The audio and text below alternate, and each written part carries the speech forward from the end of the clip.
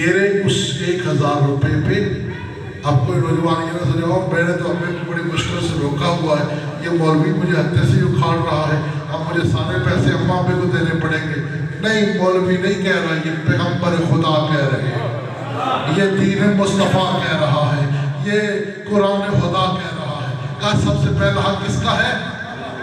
بولیے یا خدا کا، کس کا حق ہے تیرے پیسے پہ؟ سب سے پہلا تیرے والدین کا۔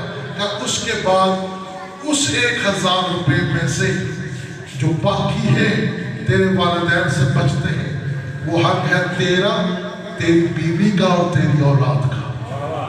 مجھے فرمائی، پہلا والدین کا، دوسرا تیرا، تیری بیوی اور تیرے بچوں کا۔ کہا تیسرا حق تیری بہن کا، تیرے بھائیوں کا، تیرے گھر والوں کا، تیرے رشتہ داروں کا۔ کہا چوتھا حق تیرے پڑوسیوں کا، تیرے محلے والوں کا، تیرے علاقے والوں کا۔ کہا پانچواں حق، کہا تیرے علاقے والوں کا۔ کہا چھٹا حق، کہا اگر اس 1000 روپے میں سے یہ 5 حق ادا کرنے کے بعد کوئی پیسے، کوئی رقم تجھے بن جاتی ہے، کوئی رقم تیرے لیے منافع بخش بن جاتی ہے، تو کہا اب تو اسے راہ خدا میں خرچ کرنے کا اختیار رکھتا ہے۔ کوئی کسی نے سنی ہے میری بات؟ کوئی یاد تو بہت کچھ ہم نوجوان دوستوں، باتیں مشکل ہے لیکن سننی چاہیے۔ کیا کہا؟ ایک بندے کی کمائی پہ سب سے پہلا حق کس کا ہے؟ دوسرا حق کس کا ہے؟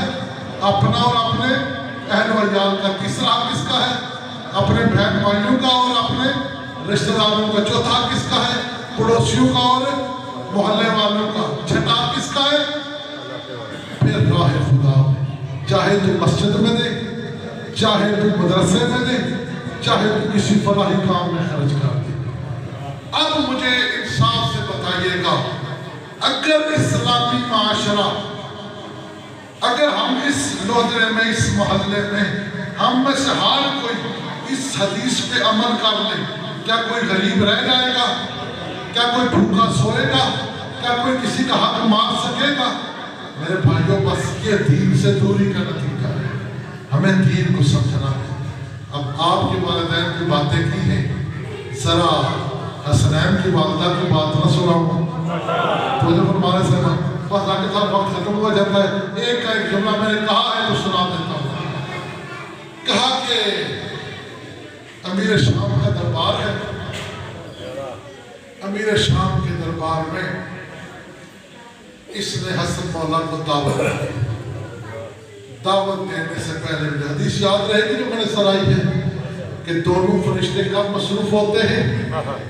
ہائے ہائے نوجوان دوستوں، ابھی تو بات بیان کی ہے میں نے، کب مصروف ہوتے ہیں؟ جب دشمن سیدہ پہ لعنت کی جائے۔ تو اب جملہ سنیے گا، امیر شام ہے، امیر شام نے حسن مولا کو بلوایا۔